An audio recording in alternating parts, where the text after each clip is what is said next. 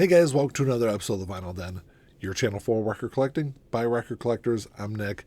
Today I'm talking about some of the most hated bands in rock.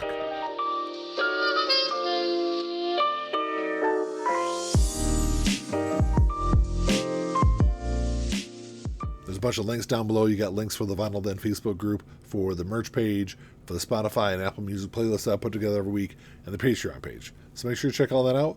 Like always, if you enjoyed the episode, make sure you give me a thumbs up, hit that subscribe button down below, and make sure you hit that notification bell so you're notified every time I release new episodes. I think one of the more obvious choices has to be Creed. So in the late 90s, early 2000s, I thought they made some good music. I thought My Own Prison was a good album. Human Clay was okay, even though there's some way overplayed songs on that album. And then the third album, I think, was Weathered, I think was their third album, which I don't even know if I ever actually listened to that. And to be completely honest, it took me a while to actually get around to listening to Creed just because of all the hate they got. I think a lot of that goes back to Scott Stapp, though. I think Scott Stapp had this whole Christian persona that, didn't really match his personal life. And I think it kind of rubbed people the wrong way. I think there's a lot of people out there that think that Creed, was one of those bands that kicked off the whole homogenization of rock music in the early 2000s, where a lot of the music kind of sounded the same. They were kind of bland. I don't know. Like I said, they're one of the more hated bands out there, but at least their first two albums I can really enjoy.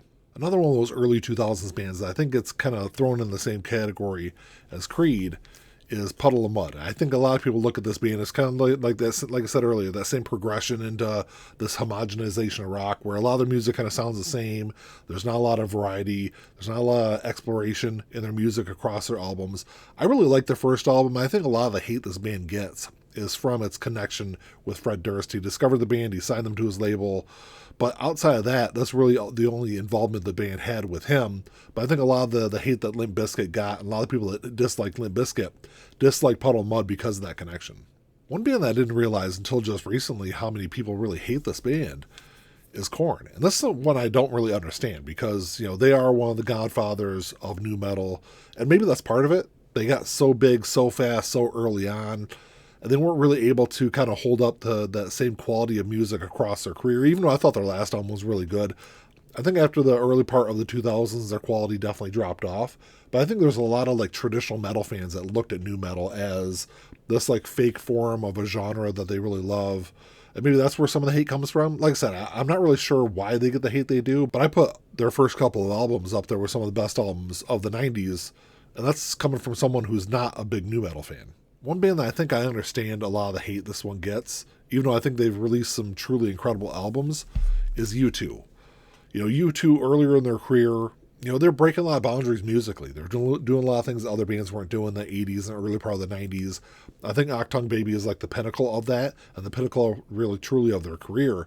But really after this album, I think a lot of the music's kind of bland.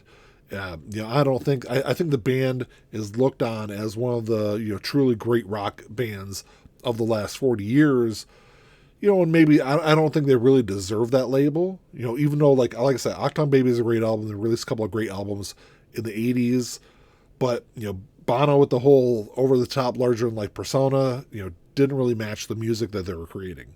The next band is probably one of the most hated bands of the last 20, 25 years. A lot of people look at their music as very generic, very vanilla, a band that really plays it safe. They don't really try to push any boundaries musically. And that's Coldplay. So I really like their first two albums. Parachutes was a good album. A Rush of Blood to the Head, I think, was a better album than their debut.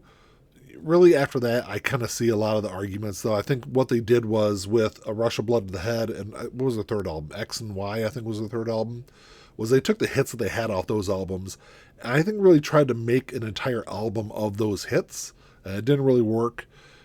And that's where I kind of understand a lot of the criticism that the band has. I think a lot of the music after the first few albums is kind of generic and really doesn't try to push any boundaries, but the first couple of albums are pretty decent, though. One band that I think earlier in their career was really kind of beloved, even though they always had their detractors. I think the hate has kind of grown over the years, and that's Kiss. So earlier in their career, of course, with the whole Kiss Army thing in the 70s was huge. I think there's probably a lot of people that dislike the band because of that also. But, as someone that grew up in the 80s and through the 90s, a lot of people I hung out with, a lot of people I see on social media now, really kind of look at this band as almost a joke. There's no authenticity to them, even though I love Destroyer. It's one of my favorite albums of the 70s. I love Creatures of the Night also. It's a great album. But I understand a lot of the criticism that they get. And I think a lot of that probably comes, to be completely honest, from Gene Simmons. A lot of people dislike Gene Simmons. I think the hatred of him kind of bleeds through onto the band.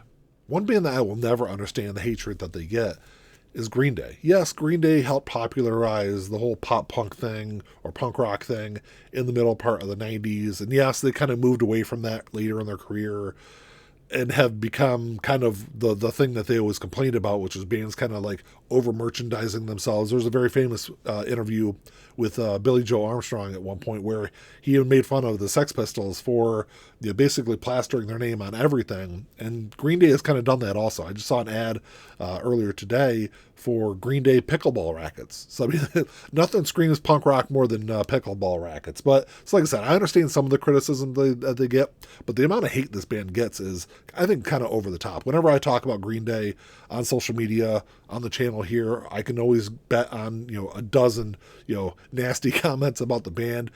But they have some truly great albums, especially earlier in their career.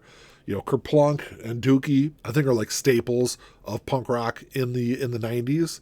And yes, after Nimrod, the band kind of drifted away from punk rock and have done other things musically.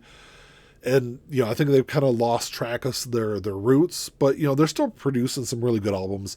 Their new album that came out earlier this year, Saviors, I thought was one of the better albums of the year so far. And then the last one I got on my list, it's not a band, it's an individual.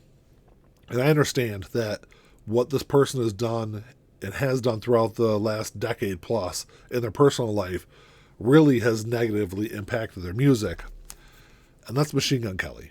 So when he released Tickets to My Downfall, the album was really kind of the spark that really brought punk back into the mainstream. And that's the one thing I love about this album is I've talked to a lot of people, a lot of younger people, I'd say, 18 to 25, that have discovered punk because of this album. They love Tickets to My Downfall, so they end up listening to other stuff. They go back and listen to the Ramones and the Clash because of this album. And I think that's I give this album a lot of credit for being one of the catalysts for bringing punk back into the mainstream. And yes, like I said, Machine Gun Kelly has done some horrible things in his life. He said some horrible things. I don't agree with a lot of the stuff he's done, but, that's not me. It's not my life. I'm somebody that's able to separate the person from their music. And had this album been released by anyone else, I think it would have been an even bigger album than what it was. Well, that's all I got for today, guys. Thanks for checking the show out. Make sure you drop me a comment down below because I'd love to know what you guys think of this. I know there's a lot of opinions out there about, bands that are hated.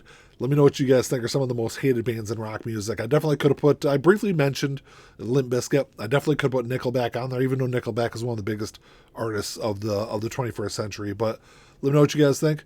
Like always, if you enjoyed the episode, make sure you give me the old thumbs up. Hit that subscribe button down below. That's all I got. Until next time, keep on spinning. Peace.